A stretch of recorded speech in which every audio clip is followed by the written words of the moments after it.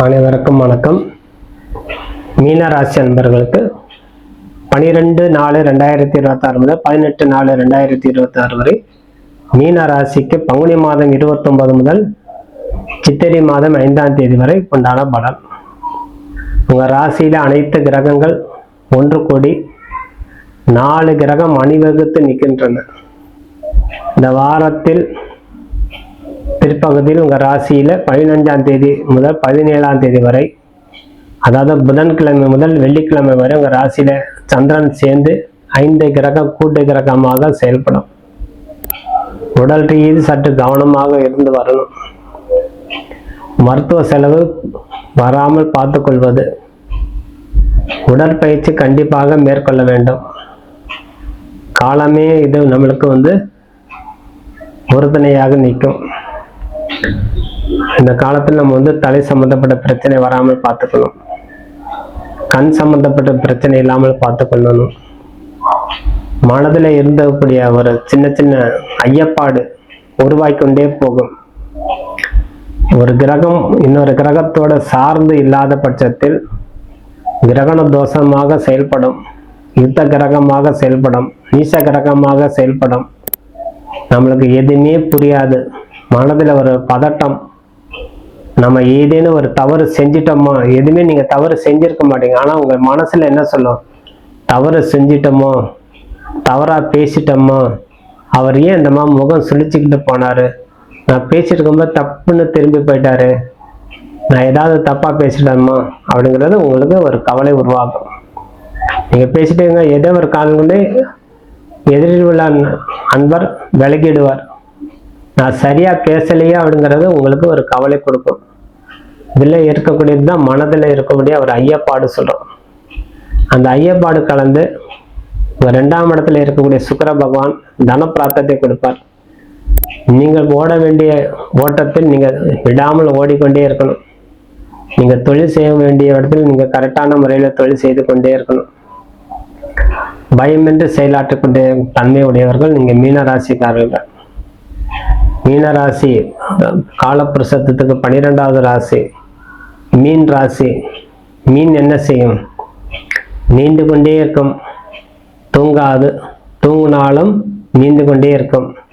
அதுபோல் உங்களுடைய ஓட்டம் சரியான முறையில் நீங்கள் செய்ய வேண்டிய தொழிலை கவனமாக செய்து வந்தாலே உங்களுக்கு கை மேல பலன் கொடுக்கும். சுக்கிர பகவான் உங்களை 2ஆம் இடத்துல தனஸ்தானத்தில் இருப்பதால் அள்ளி அள்ளி கொடுக்கும்.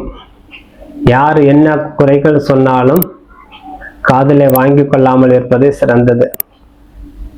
வல்லாப்பு, அவப்பேர், அவமதிப்பு அத்தனை கொடுக்கும். யுத்த கிரகமாக இருக்கும்போது அத்தனை தூக்கி போட்டு நம்ம வேலை என்னவோ அது கரெக்டாக செய்யணும். சக ஊழியர்கிட்ட அனுசரிப்போடு நடந்து கொள்ளணும். நீங்கள் ஒரு மேலதிகாரிகிட்ட அனுசரிப்போடு நடந்து கொள்ளணும். நீங்கள் ஒரு மேலதிகாரினா உங்கள் ஓனர்கிட்ட போய் பணிவோடு நடந்து கொள்ளணும். நம்ம பொறுப்பு கொடுத்துருக்காங்கன்னு சொல்லி அதிகமாகவே பேசக்கூடாது. அத்தனை நீங்கள் கவனமாக இருந்து செயலாற்றுவதே சிறந்தது. அப்போ இந்த மீன ராசி என்ன செய்தால் மதுரை மீனாட்சி வழிபாடு, மீனாட்சி வழிபாடு தவறாம செய்யணும். சொக்கநாதனை வழிபாடு தவறாம செய்யணும்.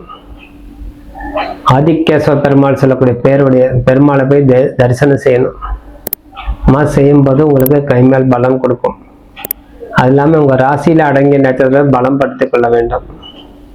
உங்கள் ராசிநாதன் சொல்லக்கூடிய கிரகம் குரு 4ஆம் இடத்துல வெற்றி தரக்கூடிய தன்மை கேந்திரத்தில் அமர்ந்திருக்கிறார். உங்கள் ராசிக்கு 12ஆம் இடத்துல ராகுவும் 6ஆம் இடத்துல கேது வேற. ஆகவே உடல் பிணி வராமல் பார்த்து கொள்வதே சிறந்தது. கண் சம்பந்தப்பட்டது, தலை சம்பந்தப்பட்ட பிரச்சனை, அதிகமாக காது மூக்கு தொண்டை சம்பந்தப்பட்ட பிரச்சனை, அலர்ஜி சம்பந்தப்பட்ட பிரச்சனை ஏதேனும் இல்லாமல் பார்த்து கொள்வது சிறந்தது. இருந்தால் உடனே மருத்துவரை அணுகி அதுக்குண்டான மருந்துகள் உட்கொள்வது சிறந்தது. தெய்வத்துணை உங்களுக்கு எப்பவுமே இருக்கும்.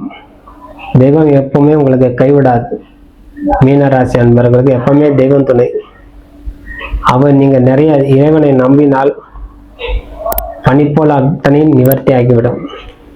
அவை உங்கள் ராசியில் அடங்கிய நட்சத்திரம் உங்கள் மேன்மையும் கொடுக்கும், ஒரு அச்சத்தையும் கொடுக்கும், வாழ்க்கையில பின்னுக்கு வரோமோ முன்னுக்கு வரோமோங்கிற கவலையும் சேர்த்து கொடுக்கும். அதுலேருந்து விடுபடுறதுக்கு உங்க ராசியில அடங்கிய நட்சத்திரத்தை நீங்க பலம் படுத்திக் கொள்ளுங்க. நீங்க ஒரு புரட்டாதி நட்சத்திரம் பிறந்தால் நீங்க உத்திரட்டாதி நட்சத்திரத்தை போய் இறைவன், உங்களை இஷ்ட தெய்வத்தை, உங்களுக்கு பிடித்தமான இறைவனை பூஜை செய்து வரணும். பாலாபிஷேகம் செய்யலாம், அர்ச்சனை செய்து கொள்ளலாம், பூமாலை சாத்தி வரலாம். நீங்க ஒரு உத்திரட்டாதி நட்சத்திரக்காரர்களாக இருந்தால் பெருமாளை போய் சேவிக்கணும். ரேவதி நட்சத்திரம் அன்றைக்கு ரேவதி நட்சத்திரத்துல போய் பெருமாளை மனதார வேண்டி நாராயண நாராயண நாராயண ஹரி ஹரி கோவிந்தா கோவிந்தா வழிபாடு தவறாம செய்யணும்.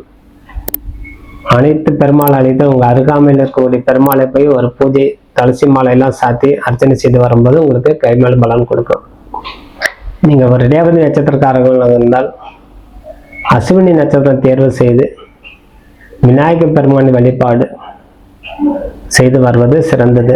முருகப் பெருமாள் வழிபாடு செய்து வருவது சிறந்தது. சரஸ்வதி தேவி வழிபாடு செய்வது சிறந்தது. அஸ்வினி நட்சத்திரத்தை சொல்லக்கூடிய மருத்துவ தேவதை அவர். அஸ்வினி நட்சத்திர குமாரர்கள். நீங்க ஒரு நோயாற்பட்டிருந்தால், நீங்க என்ன நட்சத்திரமாக இருந்தாலும் மீன ராசிக்காரர்கள் அஸ்வினி குமாரர்கள் சொல்லக்கூடிய இறைவனை வழிபாடு செய்வது சிறந்தது. அப்ப சிவ வழிபாடு செய்யலாம். வைத்தியத்துக்கெல்லாம் வைத்தியநாதன் யார்? வைத்தியநாதன். இந்த வைத்தியநாதன் எங்க இருக்கார்? வைத்தீஸ்வரன் கோயில்ல. இப்ப வைத்தீஸ்வரன் கோயில் போய் நீங்க இந்த ரேவதி நட்சத்திரக்காரங்க வழிபாடு செய்யும்போது நோய்கள்லாம் நிவர்த்தி ஆகும். ஆகவே இந்த மீன ராசி அன்பர்கள் புரட்டாதி நட்சத்திரம் பிறந்த உத்திரட்டாதி நட்சத்திரமும், உத்திரட்டாதி நட்சத்திரம் பிறந்தவங்க பூரட்டாதி ரேவதி நட்சத்திரமும், ரேவதி நட்சத்திரம் பிறந்தவங்க அஸ்வினி நட்சத்திரம் போய் அவங்க இறைவனை வழிபாடு செய்து வரும்போது அந்த நேரத்தில் நீங்க புதிய தொழில் தொடங்கும் வந்து